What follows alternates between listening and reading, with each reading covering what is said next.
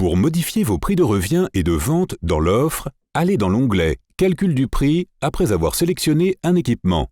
Vous y trouverez un diagramme montrant le coût initial à partir de la liste de prix et les remises éventuelles accordées par le fabricant. Vous pouvez ensuite ajouter une marge, une majoration ou une remise, et le prix de vente au client s'affichera avec les remises correspondantes. Pour modifier le prix de vente et le prix de revient, on peut soit appuyer sur le bouton dans cette fenêtre qui sert à la gestion des coûts, soit appuyer dans la partie supérieure sur le bouton avec la pile de pièces.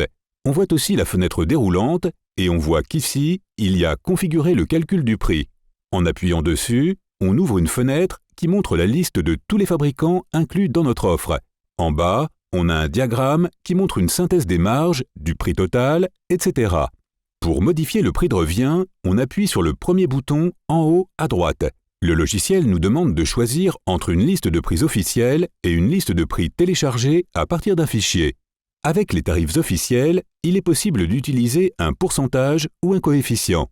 En appuyant sur le pourcentage, on peut l'ajouter à la liste de prix. Par exemple, la bibliothèque n'a pas été mise à jour par rapport à la dernière liste de prix. Et on sait déjà que pour cette année, cette liste a subi une hausse de 2%. Ce pourcentage peut être ajouté. Ici, on insère la remise accordée par le fabricant, qui peut être, disons, de 40 plus 10, et on ajoute éventuellement des coûts ou taxes supplémentaires.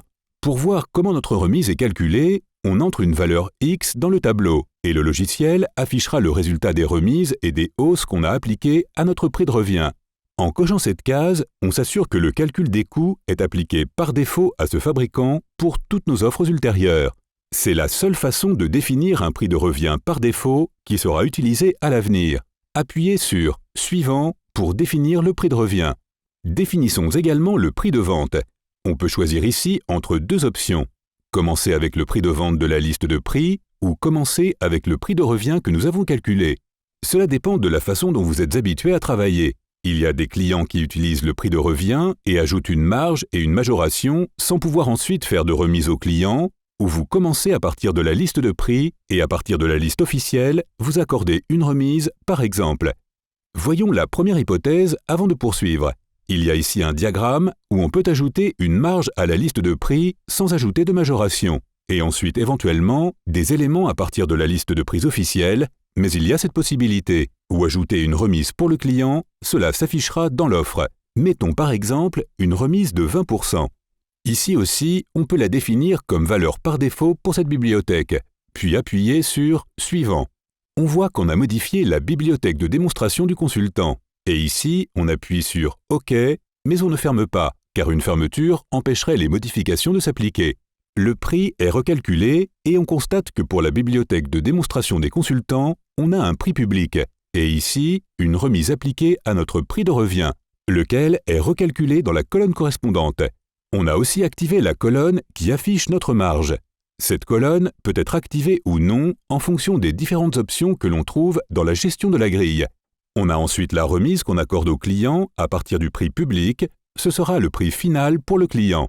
En ce qui concerne la gestion des colonnes dans notre grille, on peut, grâce au bouton « Paramètres de la grille », masquer ou afficher des colonnes.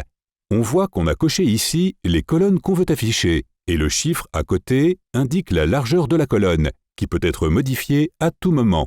En outre, on peut déplacer la colonne avant ou après en appuyant sur les flèches à l'intérieur de cette grille. Une fois que vous avez sélectionné les colonnes que vous voulez faire apparaître dans votre offre, appuyez sur « OK » pour que le logiciel actualise la grille de saisie des produits. Revenons à la gestion des prix et voyons par exemple dans l'autre bibliothèque comment calculer le prix de vente à partir du coût calculé. Ici, on voit qu'on a le coût calculé. Il est possible d'ajouter une marge ou une majoration à l'aide d'un pourcentage ou d'un coefficient. Si on poursuit, on trouve les pourcentages qui permettent d'ajouter une marge et une éventuelle remise à montrer au client. Par exemple, on applique une marge de 30% et une remise de 5% pour le client. Puis, on appuie sur « Suivant ». On calcule aussi le prix de revient dans cette bibliothèque à partir de la liste de prix. Notre remise sur la liste de prix est de 50%. Regardons Europa Bookshop. On insère un prix parce qu'il s'agit d'une bibliothèque sans information tarifaire. Puis on insère ici, dans la colonne, un prix. On voit qu'on a un coût calculé et le prix unitaire issu du coût calculé ajoute une majoration de 30%, ce qui représente une marge de 26%.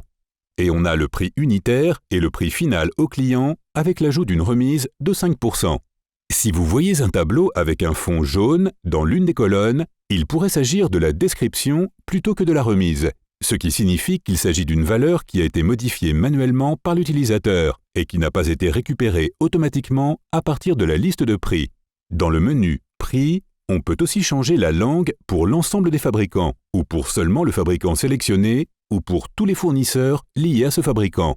On peut recharger tous les prix si l'offre a été créée avant et qu'entre-temps, on a téléchargé une liste de prix actualisée. Grâce à cette commande, on peut recharger les prix à partir d'une liste de prix mise à jour.